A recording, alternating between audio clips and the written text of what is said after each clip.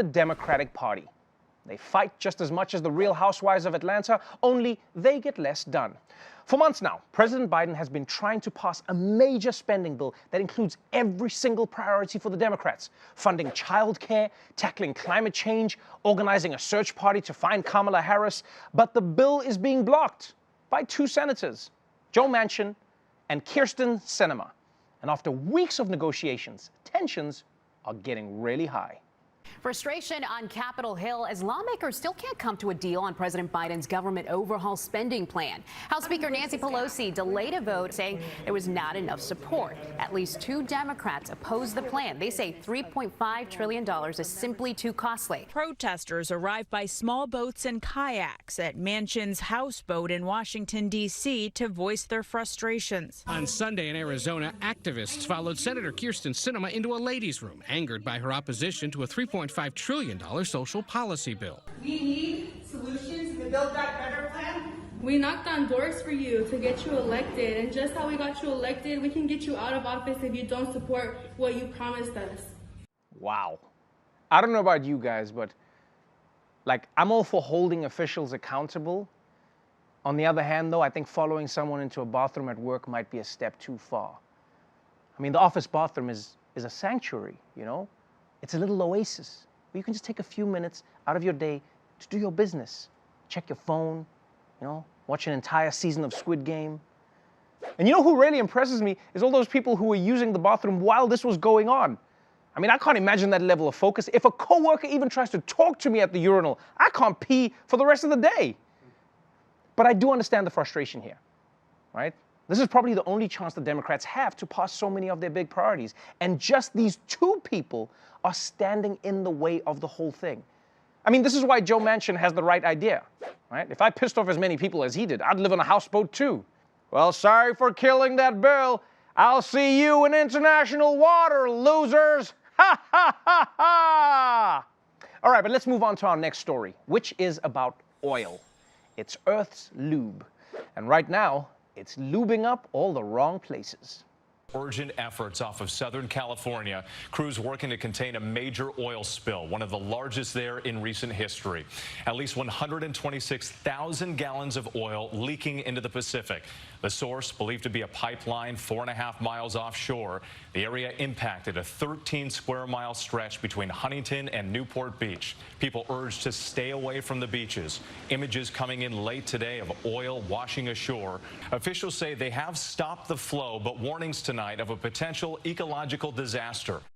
Okay, look, guys, I'm no scientist, but I feel like the last thing a state that's currently on fire needs is a wave of oil washing towards it. I mean, pray those wildfires don't reach the ocean, or the whole state is going to be fried worse than Dog the Bounty Hunter. Why can't California's disasters cancel each other out for once? Just one time.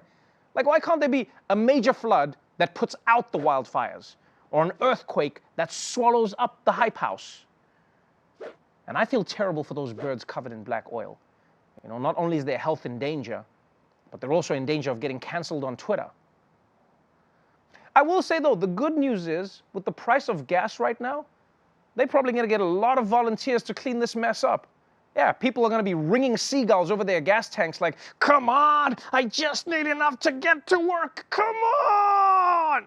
And you know what's especially awful about this? Is that animals only see the downside of oil. In fact, that's the reason I think that every animal that gets covered in an oil spill, they should get a free Dodge Durango. It's comfy, right? Yeah, now you see why we keep doing this. All right, and finally, let's get into the video that everyone is talking about on TikTok. The app where people watch 10-second videos for 15 hours straight. Right now, one of those videos is the subject of the most intense forensic investigation since the Kennedy assassination. I'm officially hooked on the saga of Couch Guy, and I'm not alone. The original video has been viewed 50 million times alone. This is it. It shows a young woman named Lauren surprising her boyfriend at college. His name is Robbie. That's him in the red on the couch. The video is dividing the internet. Many people saying he is not happy enough to see her. One comment saying red flag, he did not get up and jump out of the window in excitement. Another saying He looked like he hugged her like she was his aunt at Christmas dinner. But TikTokers are digging deeper into the mystery here, saying that when Robbie bends over, okay, you can see it in slow motion here, the girl sitting next to him on the couch sneakily passes his cell phone underneath his arm. It's like... All right, there his arm goes to the side of his pants. Yeah, okay.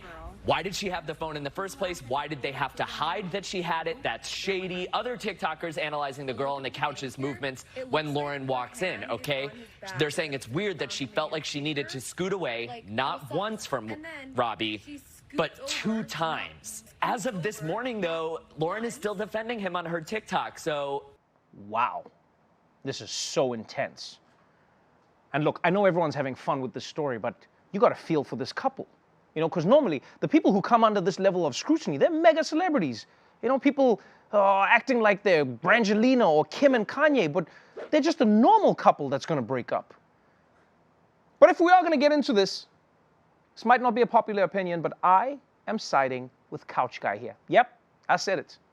Yes, maybe he could have been more excited, but in his defense, you have to remember these are COVID times and she just got off a plane. So even if he's really happy to see her, he's probably thinking, is it okay to hug her? Was she tested? Is she gonna give COVID to my side chick? I mean, for real, guys, what we need to remember here is how jarring it is to see somebody out of context. It doesn't matter who it is.